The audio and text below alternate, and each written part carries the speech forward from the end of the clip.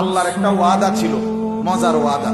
নবীজিকে আল্লাহ বলছিলেন, ওয়ালা সাউফা ইউতিকা রাব্বুকা ফাতারদা, আমি আপনাকে এই পরিমাণ দেব। নবীকে আল্লাহ বলছে, বন্ধু আপনি খুশি হয়ে যাবেন, আপনি খুশি হওয়া পর্যন্ত, আপনি রাজি হওয়া পর্যন্ত আমি আপনাকে দিতে থাকব।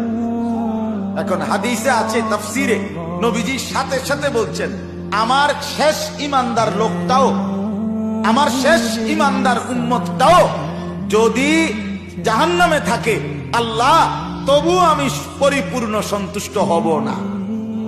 আল্লাহ আচ্ছা ঠিক আছে, আমিও ঠিক আছে, আমিও রাজি, আমি দেবো।